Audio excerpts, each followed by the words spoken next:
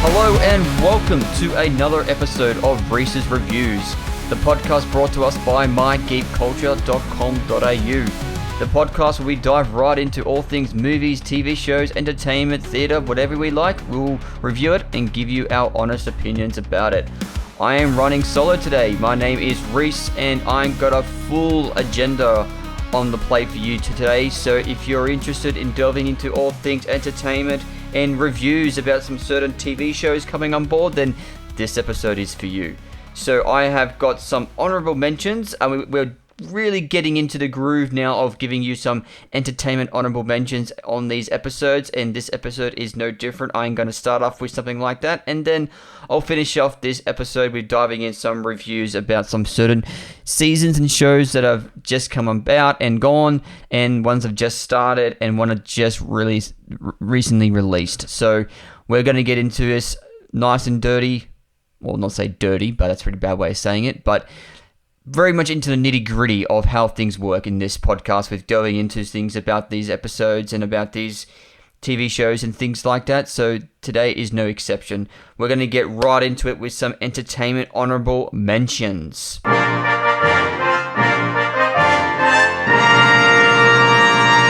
We have a new Miami Vice movie coming, reported as of the Hollywood Reporter, helmed by the director Joseph Kosinski, the man who brought us Top Gun Maverick and recently Formula One.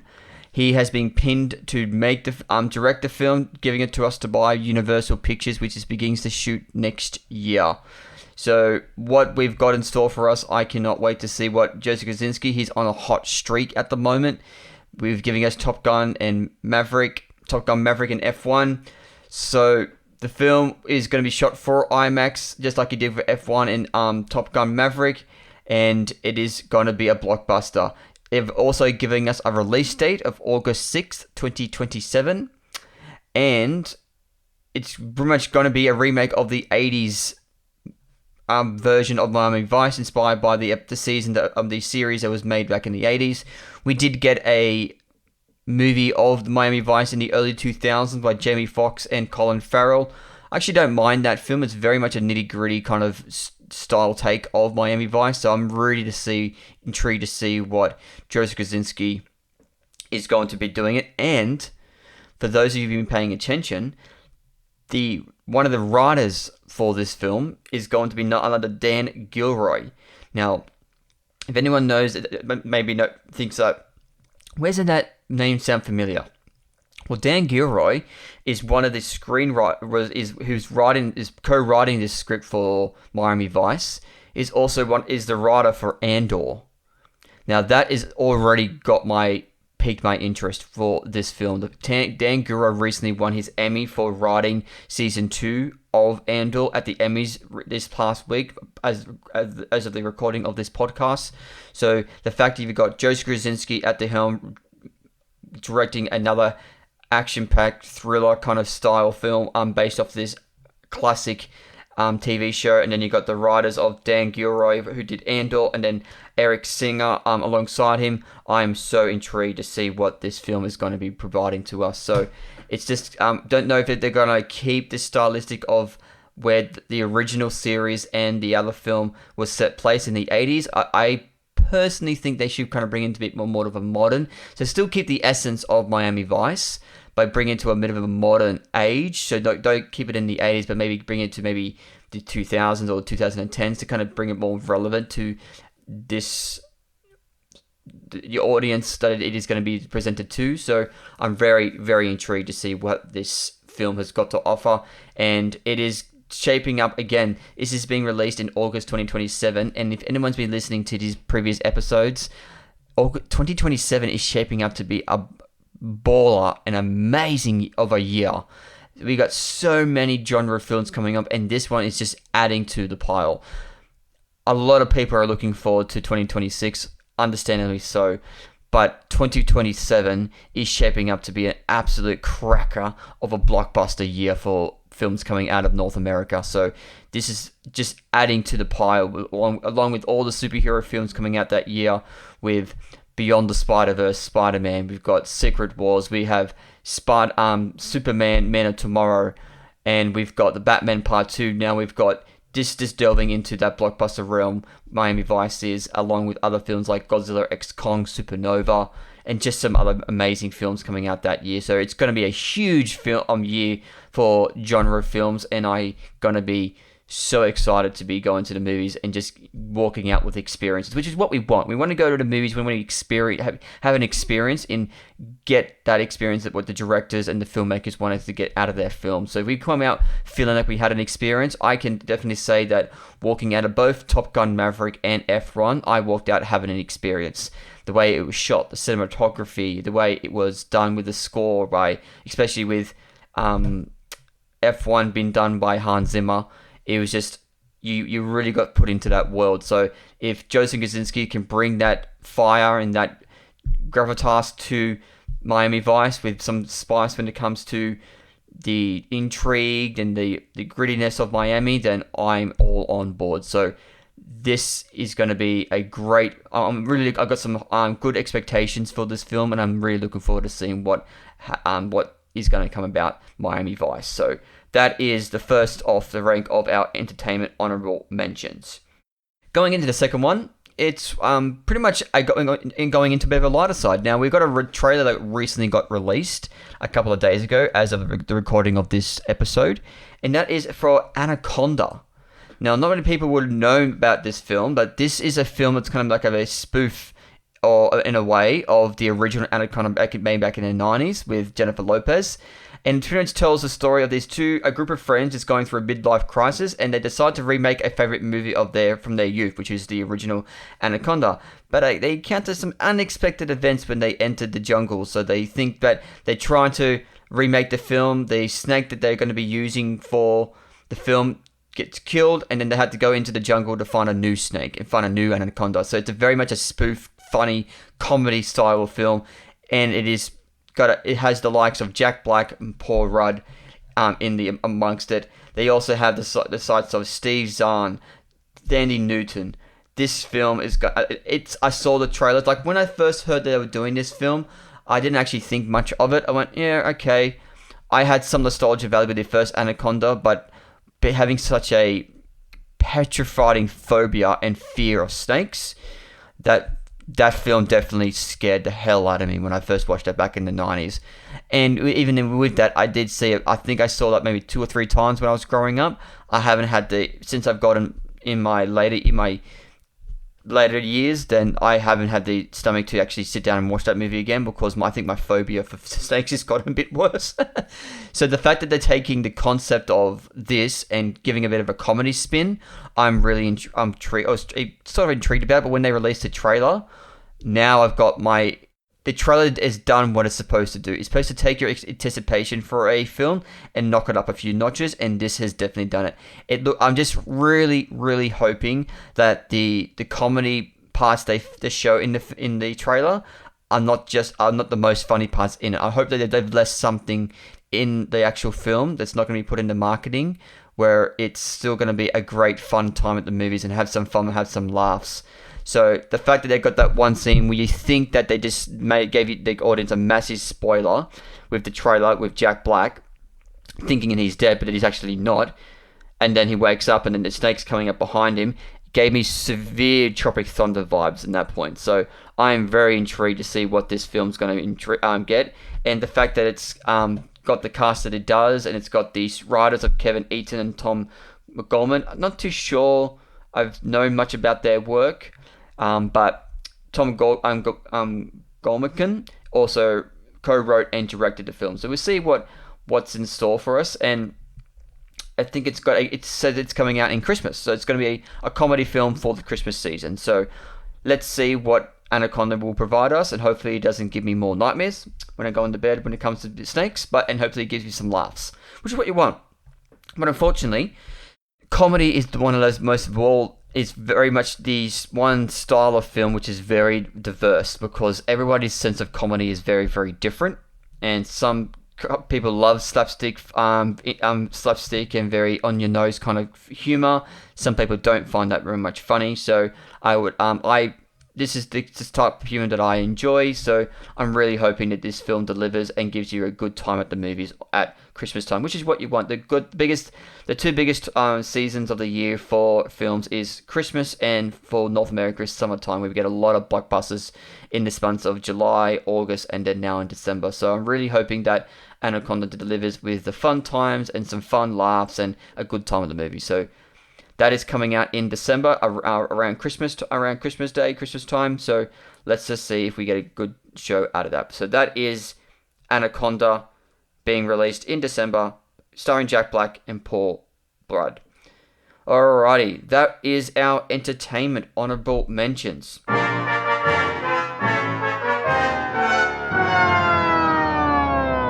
Now, we're going to go into some reviews, and for a change, we're not going to delve into films this time around. We're going to delve into some TV shows and some seasons that I've recently watched and give you some opinions about them. I've got a few on my list here, so if you're willing to stay on the road with me on this track, then we'll keep on going.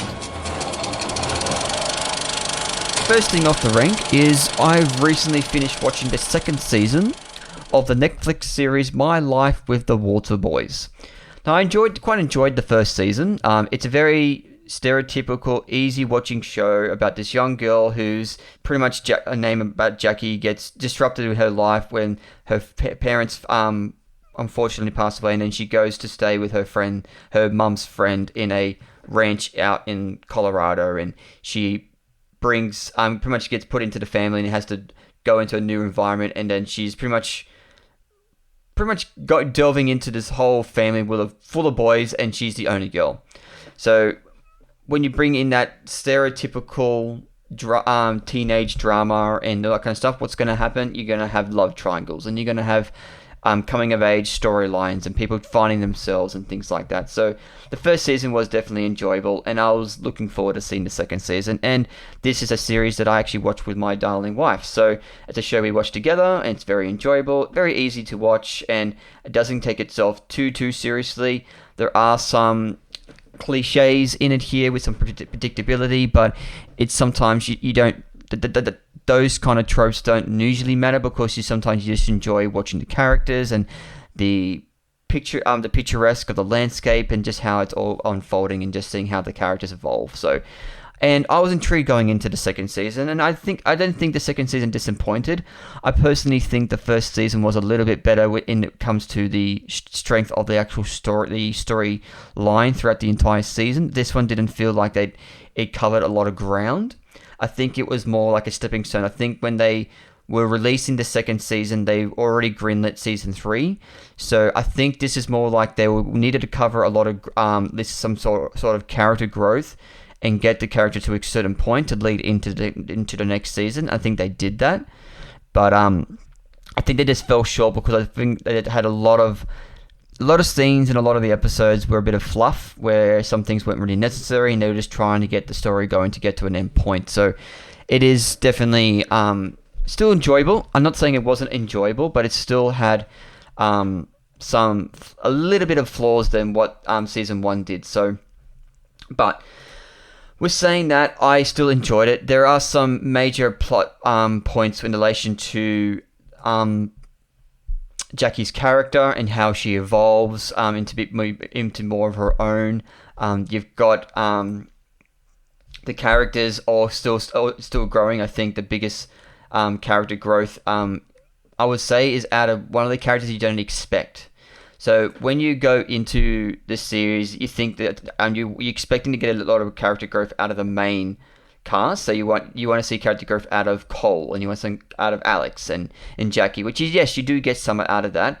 But I personally think the storylines I got out of it, I think I found a lot more out of one of the other brothers, Danny Walter, his character, and the fact that his relationship with Cole's ex, Erin, was more of the storyline that I was a lot more intrigued about. And along with that, the character of Kylie is also something that I actually found her relationship, because it was strange with Alex about them being not keeping in contact and things like that. I think that her character this season was handled very well, and the fact that she had some like a a good amount of screen time with the Dylan character. I thought those two had a good dynamic and good chemistry this season. So even though the whole season is banked on Jackie and the Cole brothers of Cole and Alex, also the Walter brothers, Cole and Alex, I actually found myself being a lot more intrigued and invested into the characters of Danny and Aaron, and then Dylan and Kylie. So I actually found myself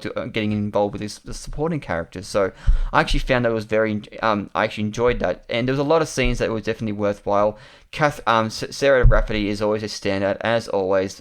She will always be Donna to me from Suits, but she brings very warmth and motherly love to the screen every time she's on, to the performances that she has every time she's on screen. So just love her character and the performances she gives. Just that warmth to it. So yeah, overall, I don't think it's very much some stereotypical tropes, and the season ends very stereotypically. Which one of the things I didn't like about the series this season was the fact of it ended very similar to how the first season ended. So I'm going to go into a little bit. This is the part where I'm going to go into spoiler territory. So this is an open spoiler. This is a spoiler warning so if anyone is listening to this episode and has not seen the second season of My Life with the Water Boys, please fast forward on to the next segment. If you don't want to know what happens in the finale of My Life with the Water Boys in season 2. Okay, you've been warned. Okay. So pretty much the whole idea is that it still delves into the love triangle of Jackie, Cole, and Alex. And the fact that they get Alex and Jackie back together, the way they portray with Jackie is that she's not going to stay with him. She has a connection and a feeling for Cole, and it's never going to go away. And the fact that they leave the final episode with the same point of not the fact that Cole and Jackie kissing, but Jackie confessing she actually does love Cole, but she knows that she can't get away. She can't get away from him, but she needs to get away from him. It's going to be better for her. And of course, who's standing behind him? Alex. Heartbroken again. Do feel for Alex in this scenario and things like that, but they did the kind of very similar storyline from the first season where she was with Alex and then she would like Cole. Her and Cole kiss at the end of the first season. Now it's coming back up again, and then it pretty much ends with the fact of their Cole and Alex's father is being rushed to hospital for some unknown accident, and we don't know why. There is some stereotypical plot points that could be done due to like a heart attack or something that's been done while he was out on the ranch doing some massive accident, but we won't know until we get season 3. So, overall, it was a nice season to watch. I wouldn't think it was the most strongest season. I think they did really well with the supporting characters, and I think they lacked a bit more with the character growths on the main characters, but overall, I still thought it was enjoyable, and I will be checking out season 3 to see where the characters lined up. So, that is the overall reaction for My Life with the Water Boys. Okay, going into this second series of my reviews, and this is going into a bit of a sci-fi avenue now, where I'm going to be talking about Star Trek Strange New Worlds Season 3. Now, I can confess I am not the huge Star Trek fan nerd. I have a best mate and pretty much a brother of mine who's been on this podcast before, Stuart. He is the Star Trek fanatic. When it comes to him and I love my Star Wars, he loves his Star Trek. So whenever we have questions for each other, especially when it comes to Star Trek, he is the person that I call up to give me the answers. So I cannot say that. I think I've mentioned this podcast before where I really got into Star Trek after watching the Kevlin era when it comes to J.J. Abrams. So his films are the ones that got me into Star Trek. So started watching Star Trek. I watched a number of episodes of The Next Generation, and I watched some episodes of Voyager to get ready for Picard, seasons 1, 2, and 3. And then we got Discovery, which I quite enjoyed, but then here comes the spin-off from Discovery, which was Strange New Worlds, and I have been loving Strange New Worlds. This has been my favorite series of Star Trek, even over a lot of Picard and things like that. This is the first Star Trek series where we're actually looking forward to checking out each episode each week. And each season gives us a new experience, gets some great episodes, and delves into different avenues and things like that. Like season 2 gave us the stereotypical of very much a lot of TV series. They go down the having a musical episode, which I quite enjoyed. I actually quite enjoyed a lot of the original songs that they put into it, which was very well made within the narrative of that story plot. And then we bring into this season of season 3, and I actually quite enjoy season 3. I think it's all these seasons kind of very much blend together, and I think this season had a very much the narrative story point they put underneath this season was very much about acceptance, about learning to love the one you're with and cherish the moments you have with them, and that even if you think you have a destinies can change, and you can experience different things, and what lessons you take out of that. And I think this season definitely accomplished that, especially with the finale. Like, yes, there were some great episodes throughout the season. Like, there's one episode where a bunch of the crew get turned into Vulcans, and it was very entertaining to watch. In fact, this season was the fact that you've taken, like last season, you got what was it called? Let me see here.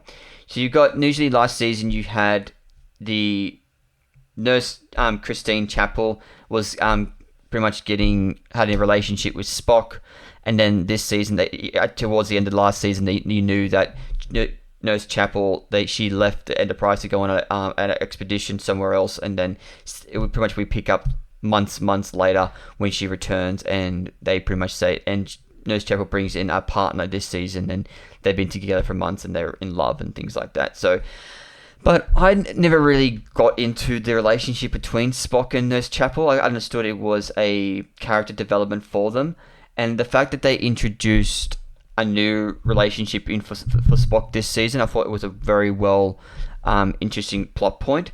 Now, before I go any further, just like I did with my previous review, this is going to be an open spoiler discussion of Season 3 of Strange New Worlds. I won't go into huge details about a lot of the episodes, but some major plot points, especially with the ending and the finale, I will be talking about a little bit in detail. So again, if you are a fan of Strange New Worlds and you do not want to know about some parts about the finale and some interesting points surrounding this season, please skip on to the next segment. So you have been pre-warned.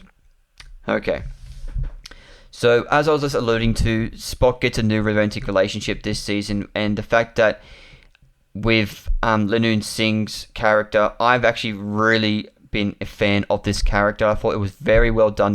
They flipped it when it comes to how she ties into the whole Star Trek lore and things like that. So, the fact that they brought her in, the fact to teach Spock how to dance, to kind of impress Nurse Chapel, and then eventually they formed a romantic attachment after everything that went down with the breakup and things like that. I thought that was a great relationship to have, and it wasn't. And they don't throw it in your face like every single episode. Because Spock is a Vulcan, and the way that Lanoon Singh's character is, they're not PDA a lot of the time. You get to see them every once in a few episodes. You just see them dancing, and that's their romantic relation. And then sometimes they would have their meditation scenes. So they don't do a lot of PDA, which I quite enjoy because they're staying true to the characters, which is what I like. So over that, I actually quite enjoyed. Like I said, it has some episodes where they go into a bit of the comedy side of things when it comes to the episode where you've got the crew turning into Vulcans and things like that. And I think the biggest standout for me in this season was 2 points. The fact that you've got Anson Mount, this is his show. This is Captain Christopher Pike's show, and he definitely is a standout of this season. I think he did a fantastic job. I'm loving Paul Wesley's Captain Kirk. I'm a little bit biased because Paul Wesley will always be Stefan Salvatore to me, but he's doing a fantastic job at Kirk, and every time he's on screen, I'm absolutely in love with it. It is fantastic. He's getting some great writing from the screenwriters, and his performances are being great, and especially in 2 of the episodes of this series where he's in fact that they pay homage, and at the same time they almost take the piss out of the original series with him about delving into pretty much the generation and the genesis of the, what's it called? This is gonna bug me now. It's the deck where they can go into and pretty much make up scenarios, and they can do certain things like that. The holodeck, I think it's called. So they can pretty much do like those scenarios. So that is a very ingenious episode where they turn it into very much like a Cluedo, Who's Who kind of murder mystery kind of episode, which was very intriguing. And then I got to talk about the finale. The finale was the standout for this season for me. I got emotional towards the end because of this subject matter. It pretty much delved into the fact that you've got Captain Batel and Christopher Pike's relationship is a string line between this season, and you knew that Captain Batel's storyline, her character, was going to come to an end, but I didn't know how it was going to happen. And the fact that they turned her into this all-powerful entity that was going to keep all these dangerous creatures in their prisons was a great source of being able to complete her character.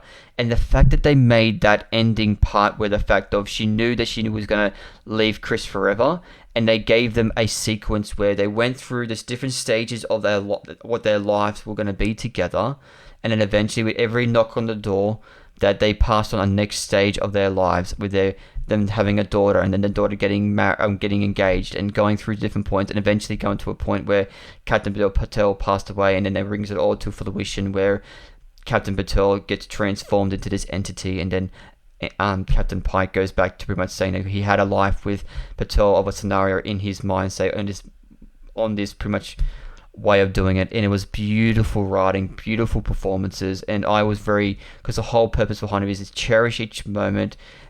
Life is worth to be lived by the ones that you love, and I was very touched by the screenwriting and the performances done by everything, and I felt this season was just tied off very perfectly. And the little scene between the fact that they're starting to tie things up, because this is a prequel to the original series, so they're starting to plant those seeds with the relationship between Spock and Kirk. And then you got the relationships with the fact that you've got other members of the crew coming in. So you've got Scotty that's on the bridge as well, and things like that. So I really finding this season definitely found its groove, and I'm really intrigued and really looking forward to seeing what season 4 involves. So I gave this one a big thumbs up. I thoroughly enjoyed this season, and I'm really looking forward to season 4.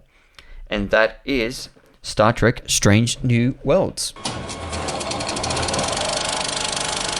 Okay, so moving on to the next sort point is pretty much going into a series that just premiered, as is this episode. It just premiered this week, and it dropped the first 3 episodes. Now, this one I'm talking, of course, is Into the Boys universe, and with Gen V Season 2. Now, I love the universe of The Boys. The Boys is outrageous. It's shocking, it is brutal, it is heartwarming, very political at points, and it just knows how to bring in great dialogue, great character growth, but also give you some shocking, and sometimes you're going, where are these people's minds going? But the biggest thing that I was intrigued about this season is with coming after the first season came out, just before they were going to go into production on the second season. Unfortunately, one of the cast members passed away, and by the chance, Perdomo passed away. And I was I was starting to hear that because he was so young, but I was also just seeing how they're going to bring that into the second season. And I can confidently say they are showing so much love and respect for his character and for him in the first. I've only seen the first 3 episodes, and each episode, he is the beating emotional heart of these 3 episodes. Like, every episode mentions him, and it's pretty much they're paying homage to him, which is so beautiful to see. But this episode still is in the Boys universe, so it does have a lot of shock factor, still a lot of blood and guts, but we are very much intrigued about where it's going to be going, and following the characters that we fell in love with the first season, with Mary and Emma and Jordan and Kate and all that kind of stuff, to see where we're going to be following through with these characters. And I'm actually really intrigued to see how this season's going to go. The fact that they're pretty much saying that, well, okay, pretty much from this point on, we're going to go into some spoiler territory. For the rest of this episode, I know I said in the first 2 segments, but this is going to be spoiler territory for the rest of this episode. So If you don't want to talk about the Gen V Season 2, and then I'll be going into hopefully another season series that I've just finished watching called The Girlfriend with Robin Wright. If you do not want to learn any other spoilers for these series, please come back, bookmark it, save this episode, and come back to it.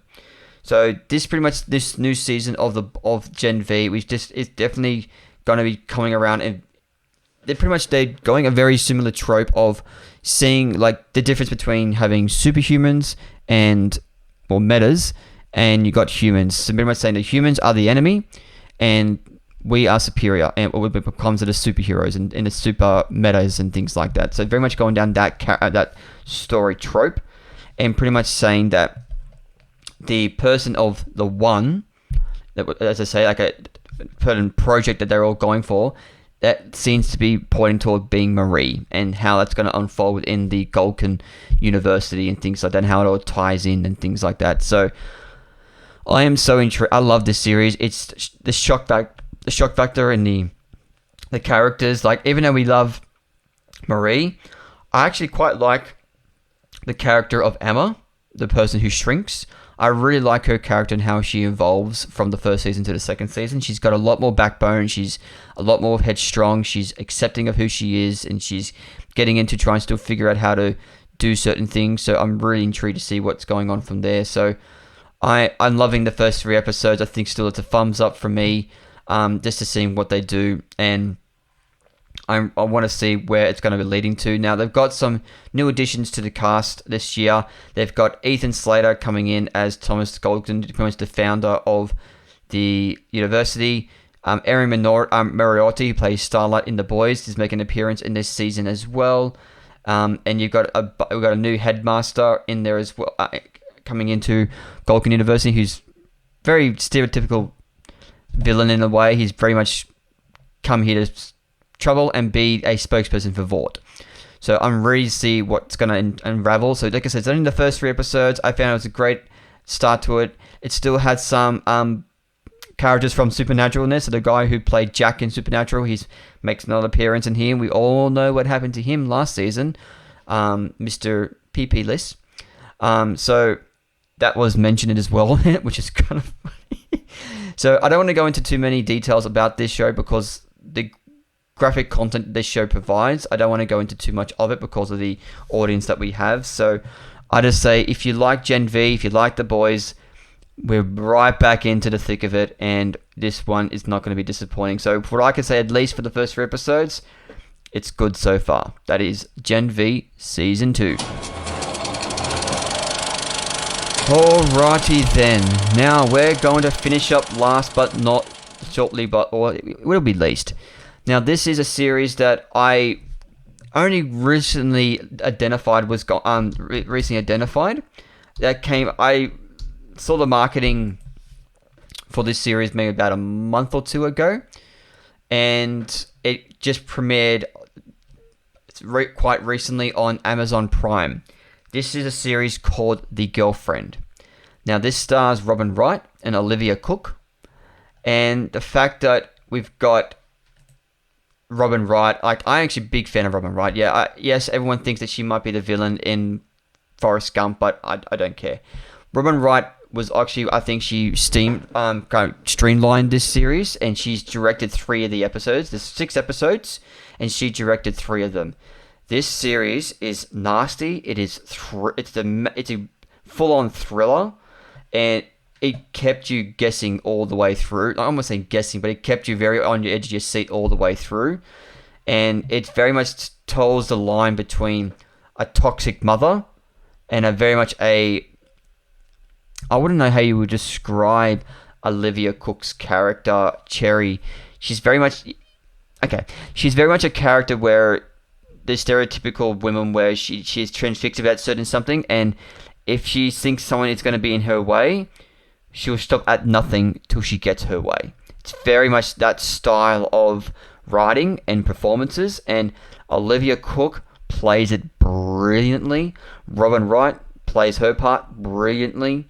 The guy who plays Daniel Sanderson, Laurie Davison, done a great job as well. I thought this entire series was done very brilliantly. you were on your edge of your seat. You love the characters, even though you'd like to hate them sometimes, and you just didn't know how someone can be so trusting and so open to certain things. But we all fall for, and when we're all in love, sometimes we have some sort of a cloud sometimes up in our minds, and we just fall in love with somebody so quickly.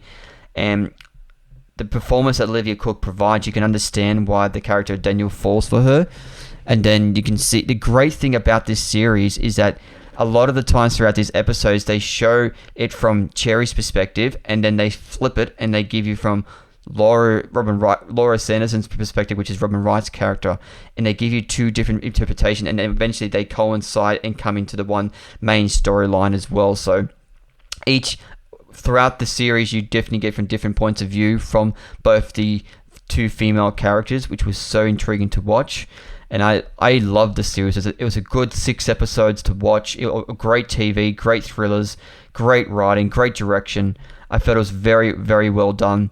The fact how they ended it can be left open for a bit of a continuation if they didn't want to. But if they wanted to leave it as a limited series, then it keeps it open. It definitely keeps it open for your mind to go racing about what was going to happen. So the whole thing about Robin Wright is a very overbearing mother. That's her whole life is her son Daniel, and the fact that she doesn't like Sherry, and she thinks that Sherry is bad, and she's gonna bad for Daniel, her son, and the fact that she doesn't think that she's good for him, and she's gonna hurt him.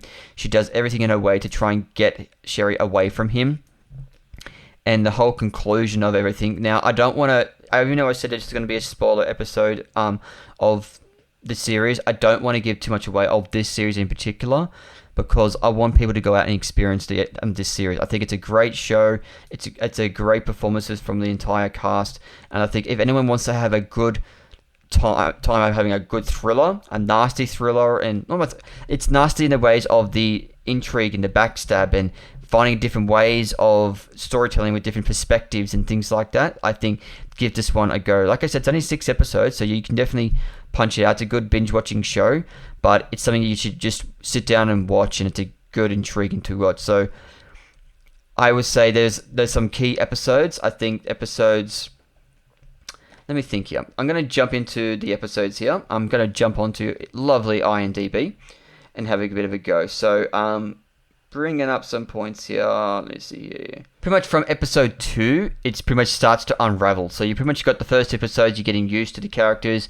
You can already see some suspicion between Laura and Cherry, but at the time you get to episode 2 and things how episode 2 finishes, you see the unraveling side of things. And the good thing about the writing and how great Olivia Cooke's performance is, you really believe, like I think by the end of it, you're supposed to understand from both sides of view between both characters, and you're supposed to understand where you're supposed to root for one character over the other, where they show you different points of view, which is the great thing about the show. You at one point you're rooting for Laura, and that room you're rooting for Cherry, and you just don't know where your loyalty lies with these characters, which is so intriguing when it comes to this with the script. It's so well done, and the fact that you've got a lot of the times where you're really rooting for Cherry, and then other points you get when you see her point of view or Laura's point of view, you're going, should I be rooting for Cherry? No, I don't think I should. But I felt a lot of the times like I was rooting for Cherry for a lot of the season, and then sometimes she would do something going, oh, that's not right.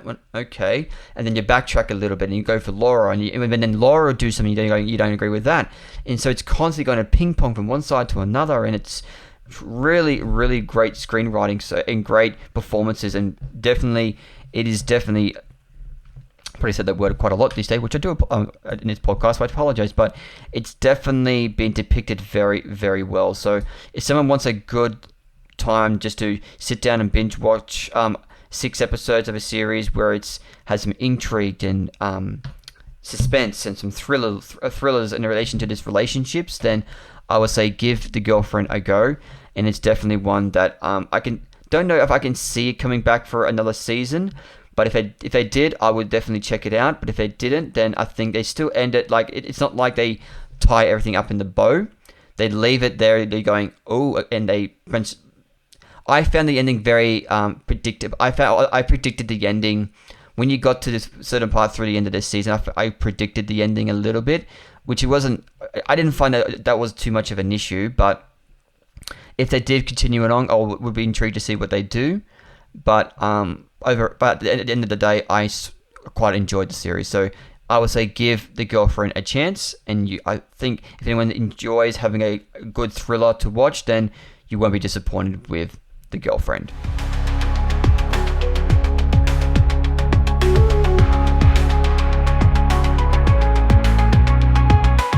Alrighty, well that wraps up another episode of Reece's Reviews. Appreciate you coming on board on this journey with me today with this solo episode. Sorry my amazing co-host was not here, Matthew, but we're punching out some solo episodes for you. I am heading overseas very shortly, so I will be on hiatus for a couple of just a little bit, going overseas. So if you have any questions or any queries, anything you'd like us to review in the coming episodes, please write them and message us. Everything will be in the show notes, and I really look forward to delving back into brand new releases when we return. So the episodes will still be released, don't worry. We'll be scattering them through. We're not going to be leaving you without your entertainment that is Reece's Reviews from My Geek Culture, but we will be delving into it very shortly. So do apologize for rambling on a little bit there, but I wish you the very, very best whenever you are watching this. Good afternoon, good evening, and good night. And as always, my fellow film fans, may the Force be with you.